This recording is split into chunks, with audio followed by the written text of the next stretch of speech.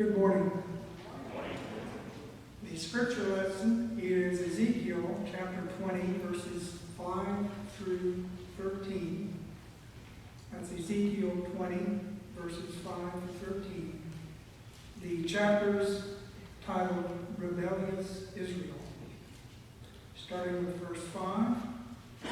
And say to them, this is what the sovereign Lord says.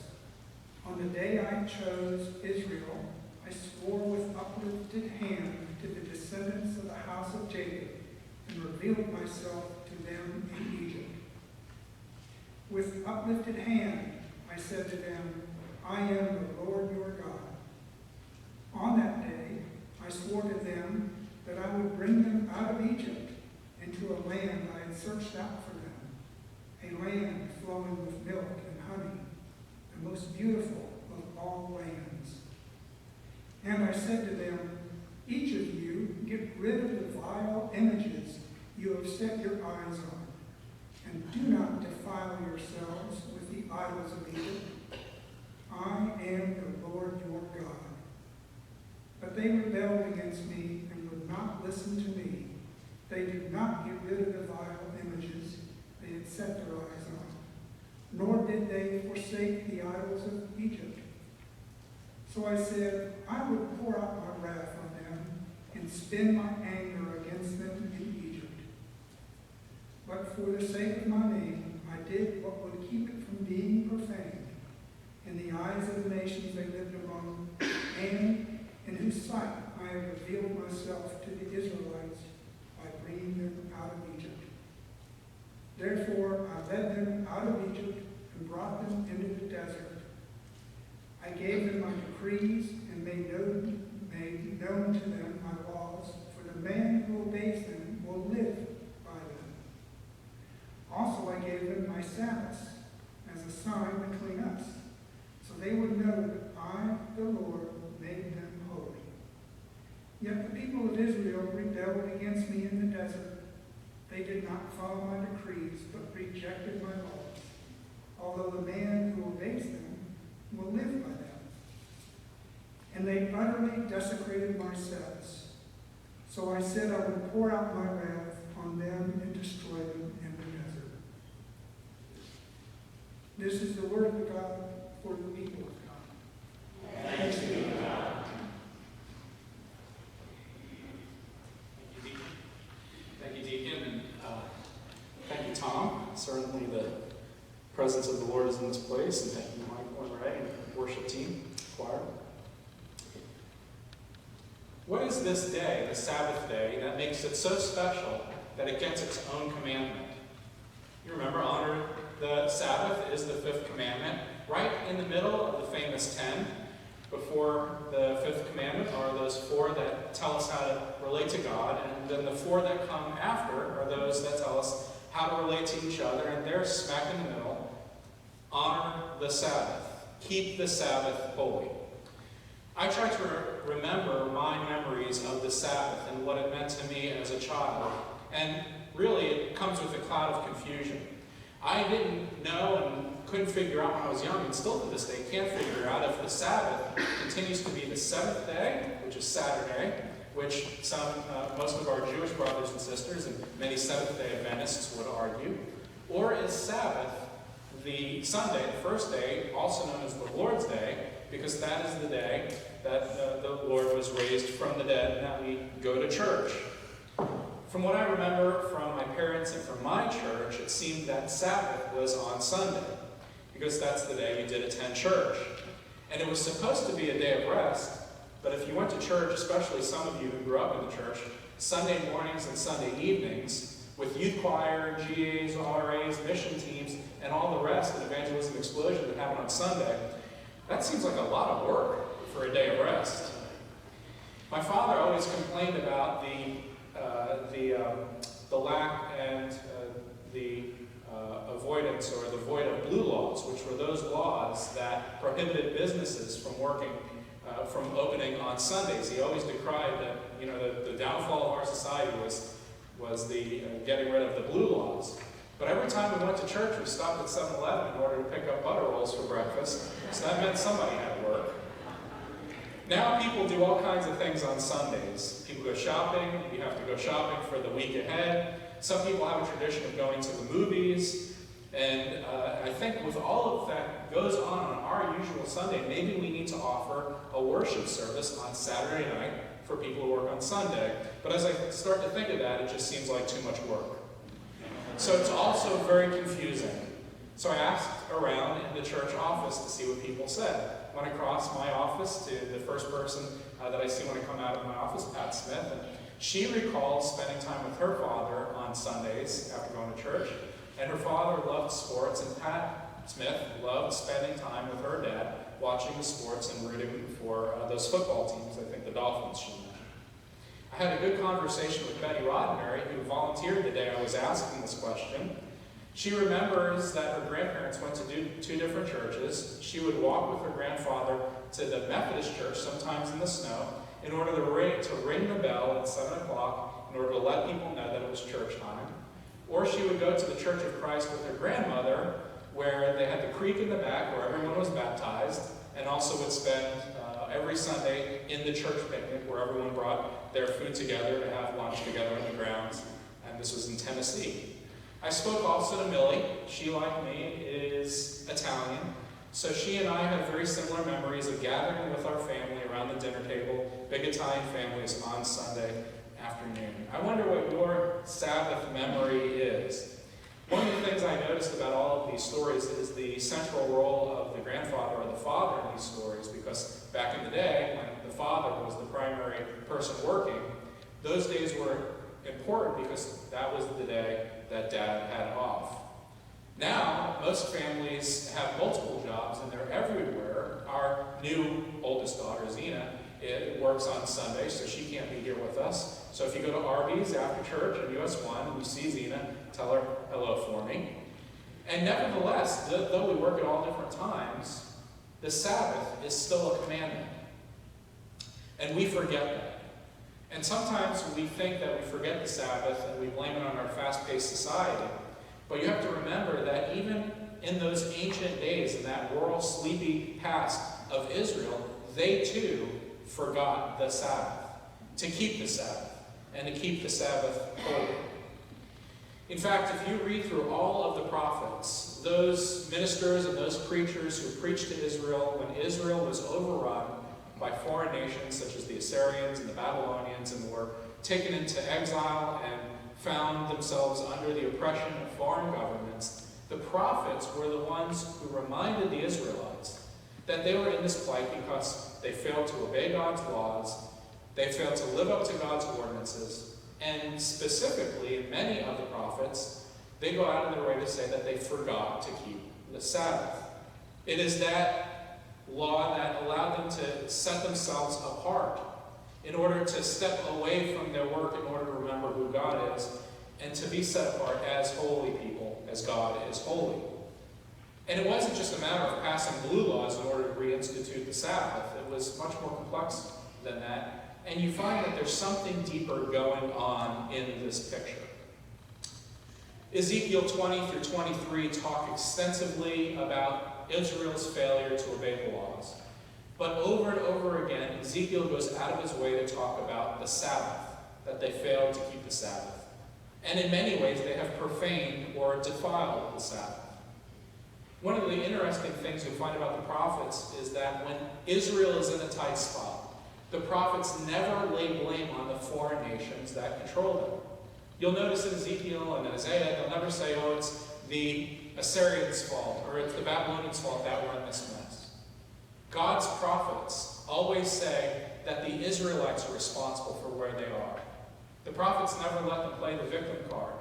And they mention time and again that the reason why they're in this spot is because of their failure to obey God, who has all of the power in heaven and earth and in the cosmos to protect them from foreign entities. Don't expect the nations to not persecute you. They're playing their part. They're godless individuals. It's not their fault. They're just doing what they are purposed to do. But you, O Israel, have failed to listen to the commands. And you have defiled and profaned the Sabbath. The Lord says specifically over and over again that the Sabbath is important. Now you may say, well, if it's just a matter of resting, then we can do that. We'll tell the Lord, all right, well, instead of profaning it, we'll just take a nap. But it's much more than that. There's something else going on here, that it's just a matter of the day, or not working on a particular day, or just taking a nap, that is tied up in the importance of Sabbath for God's people. And by the way, if you're a farmer, you know that farming is 7 days a week. So it's not like you can't milk the cow on Sunday, all right? Cows need to be milked on Sundays. One of the things we note of its importance is that it's from the very beginning of creation. As Patty mentioned, you have 6 days of creation. On the seventh day, Genesis chapter 2, verse 2 tells us that God made the day holy. He hallowed that seventh day and made it a day of rest.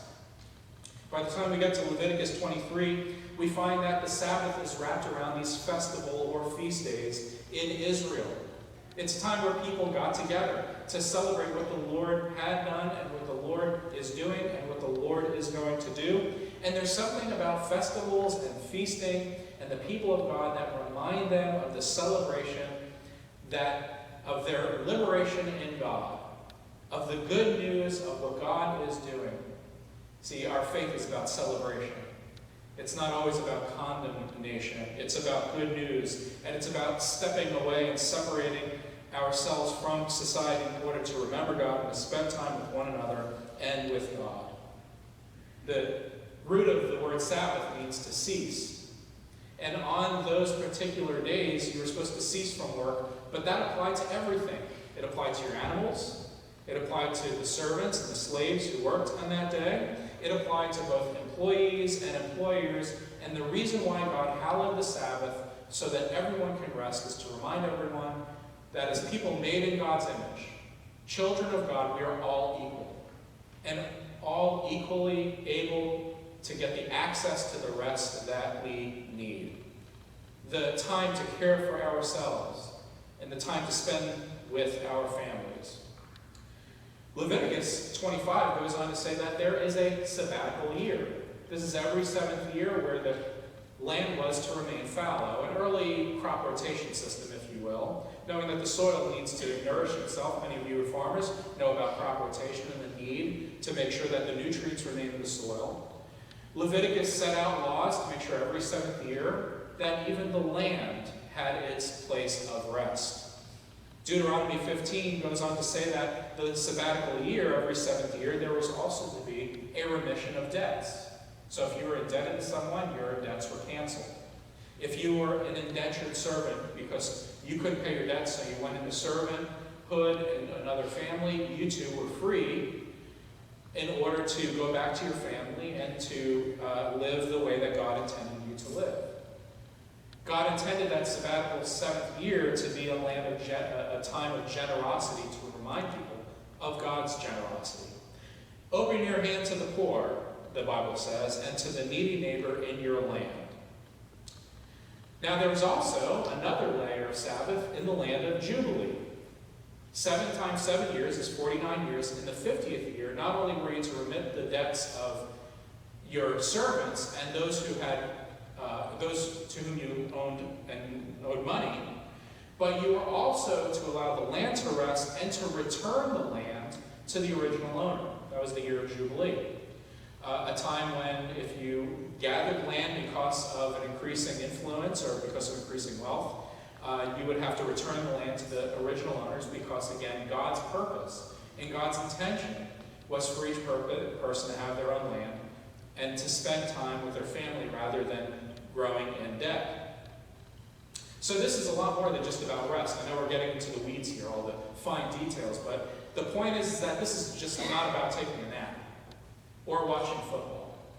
There's something going on in Sabbath that is much deeper and much more valuable to God, and I think that it has to do with reconciliation and restoration. It's not just about watching cartoons with Dad on Sunday afternoons, it's about justice. And when Israel neglected the Sabbath, they neglected justice, because Sabbath isn't just about time only. It's about an experience of God's provision and abundance, and it's about the human experience in which we are all reminded that we are children of God, and that we're made in God's image, and that as a part of our purpose of of being wrapped up in God's creation is to be free from the ensnarement of debt and of oppression and of this idea that we have to work and produce every minute of our waking moment. You notice the memories of the staff and the people whom I talked to, no one said, oh, it was just a day, and no one spent that day alone. Every memory of every person I talked to about Sabbath, their memories consisted of spending time with their loved ones. It's about an experience, more so than a particular time. The Jewish mystic Abraham Heschel once called Sabbath the palace of time. And it was much more than just time. It's also a space in which we live, a place in which we rest. It's about rest and reconciliation. It's about recreation and justice. And it's for everyone, not just for those who are privileged enough to afford time off. I'm afraid that in our society, we are literally working ourselves to death. Research shows that our nation is increasing in unhealthy work habits that leave people isolated, in bad health, obesity and heart problems are on the rise, and depression is at an all-time high, especially in our young people. The prophets remind us that when they had an indictment against Israel, and part of Israel's failure is that people were working themselves to death, and they were working other people to death. The wealthy were swallowing up so much land that there were no more public spaces, and people were going into indentured servanthood, and they were neglecting both the poor and the working poor. They were neglecting their families. They were neglecting time for their faith and the festivals that went along with it. The economy was out of balance. Scales and weights and measures were out of balance. The year of Jubilee went by without a wink. Indentured servanthood and slavery became a generational issue. Sound familiar? In which people were now born into a certain status of indentured servanthood until cycles of poverty were starting to be created in Israel. If you need to know about justice, just read the prophets, especially the first 10 chapters of Isaiah. Ezekiel 22:12 talks about people charging exorbitant interest rates while making gain by extortion. And then it got to the point where it made its way into the church life, where Ezekiel 22, verse 26, stated that because of the lack of Sabbath, the priests were not doing a good job in reminding people of the difference between common days and the holy days, of common things of life and of sacred things of life. The priests were not doing a good job of instituting Sabbath to remember, to help people to set aside and to set themselves apart, to be a holy people as God is holy. And by the time we get to Ezekiel 23, there is no difference between that which was sacred and that which was profane. And it was one of the reasons why Israel faced the judgment that they faced. See, Sabbath is always about freedom. And you think of rest as in trying to get a nap, but it's really about freedom.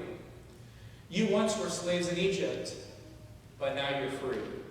You once were indebted to other nations, but now you're not. You were once beholden to impress other gods around you and idols with endless work, somehow thinking that you're more valuable that way. But now you have permission to rest. That's what Jesus taught about in Sabbath. Think about the many times the Pharisees picked on him for working and eating on the Sabbath.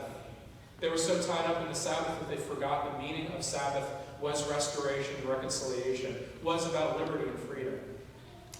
This is what Jesus taught in his first sermon in Luke 4. You might recall Jesus' first sermon was on Isaiah, and Jesus said to the people there, I've come to free the captives, to allow the sight, to give sight to the blind, to make the captives free, to set people free. For this, Jesus said, is the year of the Lord's favor. The year of the Lord's favor points to Jubilee. Jesus was instituting Jubilee by setting the captives free and by freeing people, in order for people to live out from under the oppressive society and the endless work of their culture in order to be free in Christ. I think we see this most exemplified in Luke chapter 13. Jesus is in the temple, and there's a woman who had been bleeding and hemorrhaging for many, many years, and Jesus healed her. The Pharisees have a fit. How can you heal someone on the Sabbath? By the way, they were more concerned about Jesus working on the Sabbath than the fact that he just healed someone. And Jesus says, who among you would not untie your oxen in order for your oxen to roam free on your land and drink of its water on the Sabbath? Ought not this woman be set free from bondage? See, Sabbath is about freedom. It's about being free from the endless work that we have, as well as freedom from each other, for we should only be indebted to God and God alone.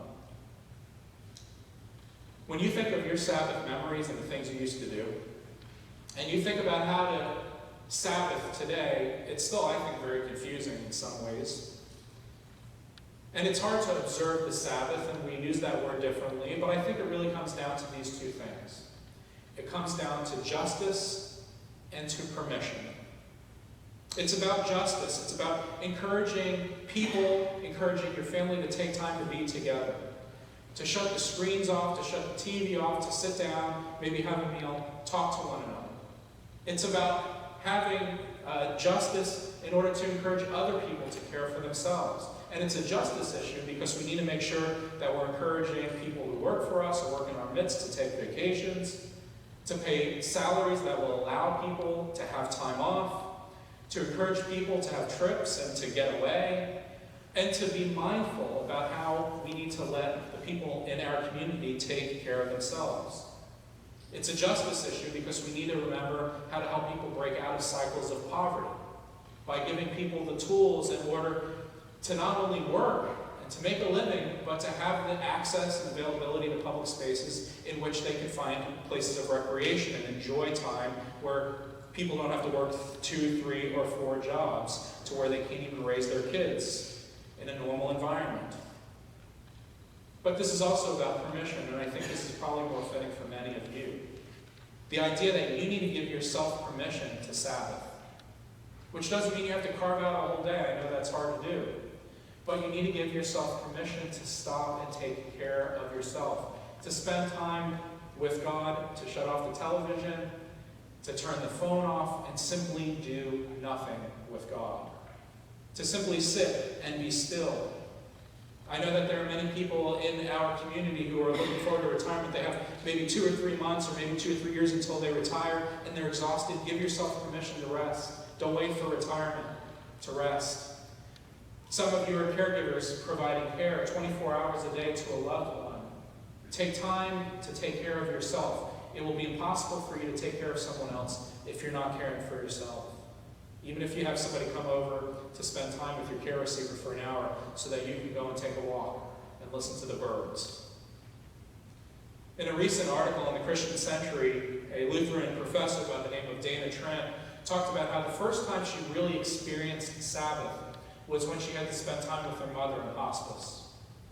Her mother had taught her about Sabbath her whole life, and her mother would be intentional about Sabbath, and she would encourage her daughter to take Sabbath and to Sabbath and have that rest. But when her daughter was there in hospice care, as her mother was passing away and transitioning to be with the Lord, she didn't have any choice but to sit with her mother. She didn't have to work. She didn't have to do anything. Her job gave her time off to be with her mother. And there in that hospice room, she really didn't have much to do but to just hold her mother's hand. But she said in that space that she finally had the permission to simply Sabbath rest, to be with her mother and hold her mother's hand. She wrote this as she reflected on that time. I had learned in that hospice room the secret my mother had known all of these years. Sabbath turns our world upside down and asks questions that we don't ask of ourselves. How do we gain something by doing nothing? And how do we refill ourselves? By emptying ourselves. And it was in that place, she wrote, that she caught a glimpse of God. Are you taking time to keep the Sabbath holy? Are you taking time to live into that command to honor the Sabbath? By providing not only the permission that you need to allow you and your family to rest, but also being active and engaging in justice in our community to make sure that other people have the accessibility and the ability to be able to rest as well, to be able to enjoy what God gives us for free, trees and parks and birds, the beautiful beach in just a few minutes to get some exercise and to get out. Do we give ourselves the ability to honor our Sabbath? And that's my cue to stop. Amen. I hear that amen. Justice and permission. Think about it. Be challenged this week to honor the Sabbath. Amen. Let us pray.